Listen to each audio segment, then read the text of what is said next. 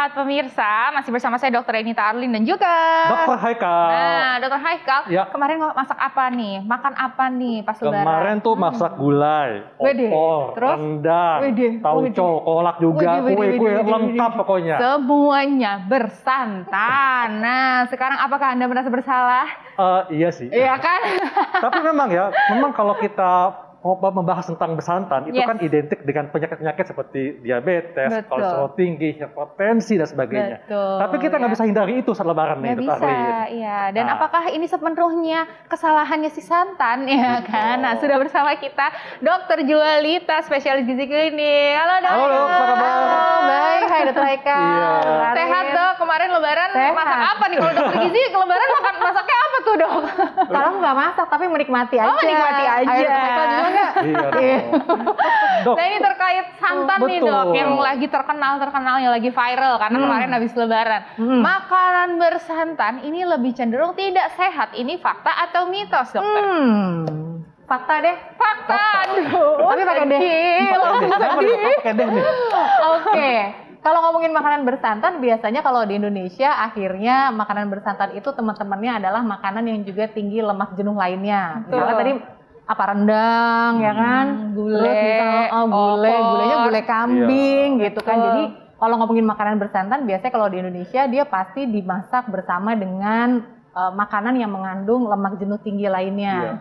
Jadi biasanya pertama tinggi kalori, Betul. ya kan? Terus yang kedua, kayaknya kalau Lebaran itu harusnya cuma 2 hari, tapi makanannya bisa 5 hari nggak sih? Dipanasin lagi ya. Betul, ya masih ada stok gitu ya. Karena kita semalamannya pas lagi malam takbiran, wah masaknya pakai centong gede biasanya kan. Bisa buat 5 hari nggak kelar-kelar gitu kan? Akhirnya makanan itu jadi dipanasin terus, Betul. gitu. Nah kalau dipanasin terus, efek kesehatannya ada lah ya jeleknya. Nanti kan bahasnya kan bukan yang sekarang. Yes, betul.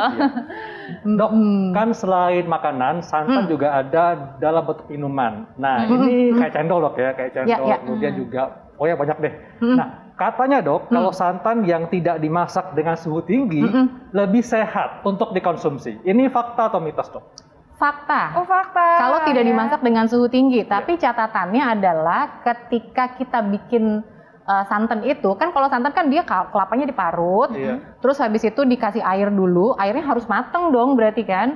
Kemudian sebelum membuatnya cuci tangan juga jangan lupa, ya kan? Karena kan santan itu kan cairan tinggi lemak, itu gampang banget dihinggapi sama bakteri. Makanya sebenarnya proses pemanasan pada kalau orang bikin santan itu proses pemanasannya ditujukan untuk mematikan bakteri itu sehingga masa simpannya lebih panjang, Dok.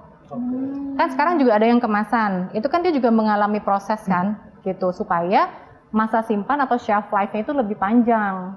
Nah, kalau kita mau konsumsinya mentah atau misalkan kita panaskan tapi cuma sebentar, berarti harus dipastikan pada waktu marutnya, kemudian meresantannya itu harus dalam kondisi yang memang bersih. Bersih Oke. steril ya. Oke. Nah. Nah, Dok, ini kan santan kan banyak di kambing hitam kan nih ya, Dok ya. Tapi saya tuh dengar ada rumor-rumor bahwa sebenarnya tuh santan tuh ada kok nilai gizinya. Sebenarnya apa sih, Dok, nilai gizinya Ada, nih? sebenarnya banyak. Jadi santan itu 90% isinya adalah lemak jenuh, tapi jenisnya adalah lemak yang namanya asam laurat, lauric acid. Iya. Lauric acid ini sebenarnya kalau di penelitian itu banyak dia bisa meningkatkan sistem imun tubuh, punya sifat antiinflamasi, sifat antibakteri, anti jamur, tapi masih dalam penelitian.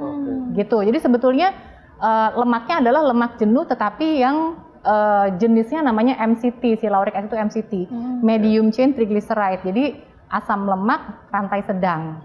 Iya. Efek bagusnya kalau asam lemak rantai sedang ini bisa memberikan energi lebih cepat karena dia penyerapannya pun lebih mudah. Pertama itu. Terus yang kedua, dia juga mengandung kalium, mengandung magnesium. Jadi sebetulnya untuk kita lihat komponen satu-satu sebetulnya bagus.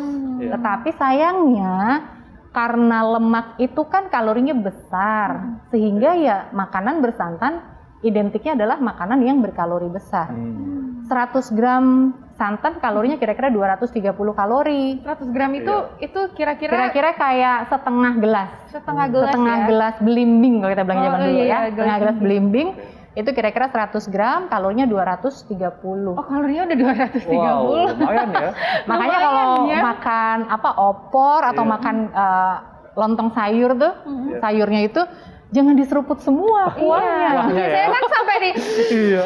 minum banget tuh Apalagi kayaknya. kalau pedes gitu kan kayaknya. Oke. Gitu. Dok, memang kan kenapa santan itu sampai diminum dok ya, sampai dihabisin kuahnya karena rasanya gurih. Nah, makanya ada yang mengatakan kalau kita mengkonsumsi makanan bersantan dalam perut kosong Ya, dapat memicu sakit perut. Ya. Ini fakta atau mitos dok? fakta dokter. fakta. Nah, jadi karena lemak itu merupakan komponen nutrisi yang lebih sulit untuk dicerna di dalam saluran cerna kita, dia butuh waktu lebih banyak, sehingga biasanya kalau kita mengkonsumsi santan, pengosongan lambungnya akan lebih lambat. Ya. Jadi kalau orang yang, apalagi orang yang punya sakit GERD, kan sekarang lagi ngetren banget Betul. ya bahas GERD gitu ya, Betul. sebaiknya menghindari makanan yang berlemak tinggi termasuk santan. Jadi kalau lagi buka puasa, buka dulu sama sesuatu yang hangat, yang bisa mengisi lambung dulu. Baru kalau mau makan yang bersantan boleh-boleh aja. Iya betul ya, sama kalau pas lagi lebaran ngelihat udah di situ, aduh opor ayam, tahan dulu. Tahan dulu, apalagi kalau habis puasa seharian kan perut kosong. Betul, waktu lebaran gini ya, abis sholat ya kan datang langsung wah gitu. Pengennya ya. buru-buru. Tapi kadang tuh yang nggak bisa dihindari adalah kalau ditawarin makan ketika kita berkunjung ke rumah bener, tetangga bener. kan. Benar. Benar ya. Nah, oke nih penderita diabetes nih dokter, ini katanya tidak boleh mengkonsumsi makanan bersantan. Ini fakta atau mitos dokter? Tapi jangan dijawab dulu dokter. Saat lagi kita akan kembali tetap di Hidup sehat.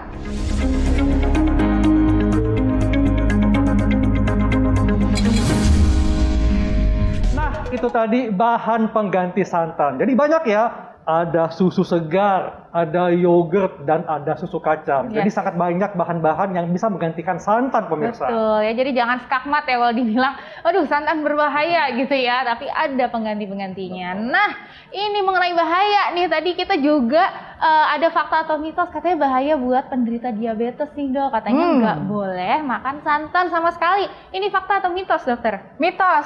Mitos, jadi boleh nih. Boleh, Boleh. tapi Tapi ada syaratnya, ada kan? tapinya. Ya, pengertiannya dulu nih, Oh, pengertiannya dulu. pengertian. Jadi gini, orang diabetes kan yang paling kita takut adalah ketika lagi lebaran terus gula darahnya naik kan. Yes. Nah sebenarnya kalau ngomongin tentang indeks glikemik dari suatu makanan gitu ya, kemampuan makanan itu meningkatkan kadar gula darah. Sebetulnya justru ketika makanan kita konsumsi dengan komposisi yang lengkap, ada lemaknya, ada protein, ada sayur, justru kemampuannya dia naikin gula darah tidak secepat kalau kita makan tanpa lemak. Gitu, karena itu udah penelitiannya. Tapi lagi, ya, karena mayoritas isi dari santan adalah lemak jenuh yang memang dalam rekomendasi banyak banget tuh harus dibatasin, ya kan kita harus mengikuti rekomendasi dong, Iya, betul. harus dibatasin, maka kita harus tahu berapa banyak sih kita boleh makan santan. Jadi kalau kita mengikuti panduan untuk diet 2000 kalori kira-kira, maka pembatasan lemak jenuh kalau kita hanya menghitung dari santan aja, maka dalam sehari hanya boleh konsumsi sekitar 50 gram. Kalau 50 gram berarti seperempat gelas belimbing tadi. Boleh konsumsi santan dalam sehari segitu dong? Boleh. Itu orang normal atau orang dengan Orang dengan diet 2000 kalori. Oh, Rata-rata ya, rata-rata Oke. lah orang dewasa Iya. diet 2000 kalori. Yes. Maka kalau lemak jenuhnya hanya diambil dari santan, dia boleh konsumsi Iya. 50 gram kira-kira. Oke. Mm-mm. Nah, dok, bagaimana dengan penderita tekanan darah tinggi? Sebaiknya hindari konsumsi makanan bersantan. Ini fakta atau mitos, dok? Fakta. Fakta. Jadi pada dasarnya orang dengan tekanan darah tinggi bisa disertai dengan penyakit lain, Ya. gitu kan? Nah, biasanya disertai dengan kolesterol tinggi, kemudian bisa juga ada diabetes juga, sama seperti tadi. Maka sebaiknya kalau memang tekanan darahnya sudah tinggi, kita batasin konsumsi santan. Bukan artinya tidak ada sih makanan di dunia ini yang mutlak nggak boleh Betul. dimakan. Oke. Ngerti ya? Jadi nggak ada tuh yang mutlak nggak Iya. boleh dimakan, tetapi yang ada adalah dibatasi dan tahu batasnya berapa. Jadi Betul, hanya diatur takarannya, dok ya? Kasihan dong nanti pas lebaran. Iya. Ya. Pas lebaran semua makan kita nggak makan. pas semuanya, padahal kan kalau lebaran itu nggak boleh puasa ya kan, itu udah harus wajib ya makan. Nah selanjutnya nih dokter, fakta atau mitos bahwa batasi konsumsi makanan bersantan 1 kali aja dalam 1 hari. Ya, ini fakta atau mitos, dokter? Fakta. Fakta. Fakta. 1 kali dalam sehari, tapi nggak menyebut porsi tadi ya. Iya Nah, sih. karena kalau penelitiannya Dokter Arlin, penelitiannya kalau orang makan makanan bersantan dalam 1 minggu lebih dari 3 kali, ternyata berhubungan sama resiko kejadian penyakit kardiovaskular, penyakit jantung dan pembuluh darah. Nah, berarti kalau misalkan kita mengandaikan ya udah deh, boleh 1 kali sehari makanan yang bersantan, tapi lihat lagi porsinya, ya jangan 50 gram tadi. Kalau 50 gram akan kelebihan dong. Iya. Ya Jadi kan? artinya sekali sehari bukan berarti sepanci, Dok ya. Iya. Oke. Ya, Dok, atau porsi ya. betul. Oke. Terkait dengan pemanasan, Dok ya. Nah, Karena kan itu tadi. stok banyak nih lebaran ya, masaknya banyak, masih ada sisa gulai, sisa opor. Nah, kalau dipanaskan lagi itu apakah boleh atau akan meningkatkan kadar kolesterol jahatnya? Biasanya sih Dok? makin gurih tuh. Iya, Dok. ini. Iya. Jadi ini Biasanya. emang apa ya, praktek yang selalu dilakukan gitu guys. Betul. Nah, ada 2 hal ketika kita memanaskan santan. Yang pertama, di dalam makanan berlemak itu kan bentuk lemaknya namanya trigliserida. Iya. Ketika dia dipanaskan maka dia akan terurai jadi asam lemak bebas sama gliserol namanya. Nah, si asam lemak bebas ini sebetulnya bisa merusak berbagai hal dalam tubuh kita karena dia gampang bereaksi dengan yang lain gitu. Misalnya dia akan mempengaruhi produksi gula di liver sehingga akhirnya orang itu jadi rentan untuk jadi diabetes mellitus. Terus yang kedua, dia juga bisa meningkatkan ketika dia dipanaskan terus, maka senyawa peroksida yang sifatnya adalah radikal bebas kan dia merusak, dia toksik. Nah, kalau itu dilakukan terus-menerus secara akumulatif, bisa aja misalnya kolesterolnya jadi tinggi atau bahkan ke depannya bisa jadi kanker, pemicu kanker gitu. Jadi saran saya kalau kita mau makan makanan yang bersantan, ketika dimasak, taruhlah di dalam porsi-porsi yang mau dimakan sekali makan. Sisanya boleh taruh di kulkas dulu.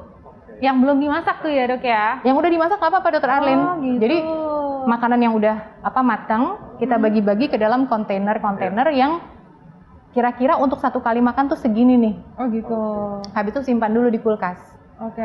Kan dia bisa bertahan sekitar 5 hari kalau makanan matang. Betul. Habis itu baru secara berkala kita keluarin, terus baru dipanaskan lagi. Jadi 1 kali aja manasinnya. Ya, Jadi atau ya ditakar, Dok ya. Betul. ya. Nah, atau ya Dok. kalau masaknya ya jangan banyak-banyak juga ya Betul ibu-ibu banget. gitu ya. Betul. Sebutuhnya aja Iya. kira-kira Sebutuhnya ya aja. kan. Betul. Setuju.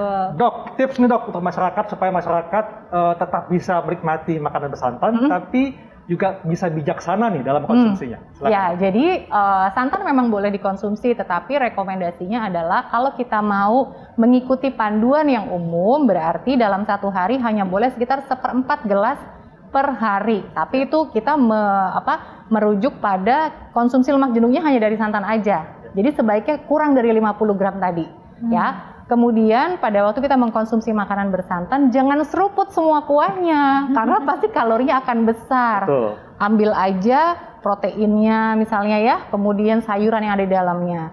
Kemudian jangan lupa untuk juga mengkonsumsi sayur-sayuran, tambahin acar kek gitu ya, gitu. Kemudian selanjutnya adalah tambah makan buah, minum yang cukup, istirahat cukup, olahraga. Setuju Yes, banget Dok. betul Jadi ya. Berarti boleh tetap- konsumsi makanan Betul. bersantan, tapi tetap aktif hidupnya dan juga atur pola makan dengan perbanyak konsumsi buah-buahan dan sayuran, Dok ya. Iya. Betul ya. Jadi mentang-mentang lebaran gitu ya. Oh, kemarin kan udah nih ya kita berpuasa apa segala macam. Tetap aja pola hidup sehatnya tetap harus dijalani setiap hari ya. Betul. Oke, terima kasih Baik, banyak Dok. Terima Dok kasih Julita. penjelasannya. Wah, informasinya ya sangat bermanfaat Iya. sekali ya, Dokter Haikal. Betul, dan gak terasa ya 1 jam kita sudah membahas semua hal ini dan saatnya kami pamit undur diri. Ya, jangan lupa selalu saksikan Hidup Sehat TV One tiap hari Senin sampai Jumat jam 9 pagi sampai jam 10 pagi hanya di TV One. Saya Dr. Haikal. Saya Dr. Renita Arlin. Indonesia, hidup sehat.